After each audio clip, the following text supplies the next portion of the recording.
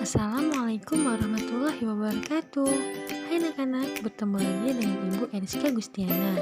Baiklah, kali ini Ibu akan menjelaskan tentang siklus air. Tujuan dari penjelasan ini agar anak-anak dapat mengetahui apa itu siklus air dan bagaimana proses terjadinya siklus air. Baiklah, agar anak-anak lebih memahami, ayo perhatikan penjelasan berikut ini. Air sangat penting bagi kehidupan di bumi. Bahkan setiap hari kita selalu membutuhkan air untuk berbagai keperluan, mulai dari membersihkan diri sampai dengan memasak. Namun, kenapa ya air begitu sering kita gunakan tetapi tidak pernah habis? Kira-kira dari mana asal air? Dan bagaimana alam menjaga ketersediaan air tersebut? Ternyata air selalu tersedia di bumi karena mengalami yang namanya siklus air. Siklus air merupakan sirkulasi atau perputaran air secara terus-menerus dari bumi ke atmosfer. Lalu kembali lagi ke bumi. Siklus hidrologi adalah pola siklus air dalam ekosistem yang dimulai dengan adanya proses pemanasan permukaan bumi oleh sinar matahari. Lalu terjadi penguapan hingga terjadi yang namanya kondensasi uap air, yaitu proses perubahan air menjadi titik air. Kemudian, kumpulan titik air di atmosfer dinamakan dengan awan.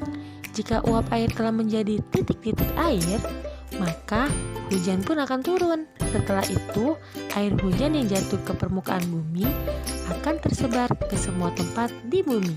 Ada yang meresap ke tanah, singgah di dedaunan, mengalir, mengumpul di danau, atau menguap lagi ke atmosfer. Tahukah kamu, siklus hidrologi atau siklus air memiliki unsur-unsur utama yang terjadi dalam proses siklus air. Yang pertama ada evaporasi. Evaporasi adalah proses di mana air di permukaan bumi, baik di daratan maupun di lautan, terkena panas sinar matahari. Kemudian berubah menjadi uap air yang tidak terlihat di atmosfer. Selain itu, uap air juga dikeluarkan dari daun-daun tanaman melalui proses yang dinamakan transpirasi. Unsur yang kedua yaitu kondensasi.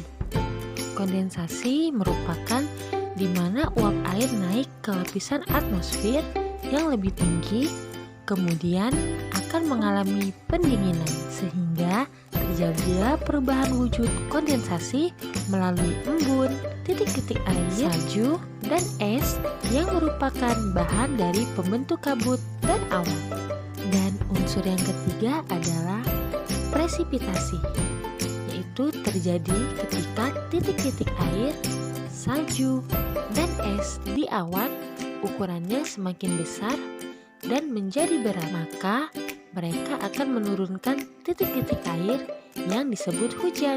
Awan-awan tersebut terus bergerak mengelilingi dunia yang diatur oleh arus udara. Setelah turunnya hujan, maka air hujan yang turun akan jatuh ke bumi dan mengalir maupun tergenang ke danau, rawa, waduk, dan sebagian air bawah permukaan tanah terkumpul mengalir membentuk sungai dan berakhir ke laut. Kemudian air-air tersebut kembali terkena panas sinar matahari dan terjadi lagi proses evaporasi, terjadi lagi proses kondensasi, dan terjadi lagi proses presipitasi.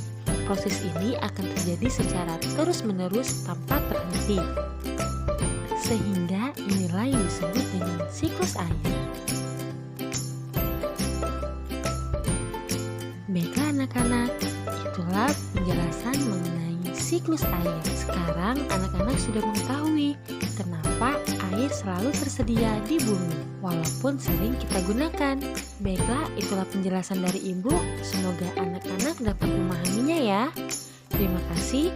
Wassalamualaikum warahmatullahi wabarakatuh.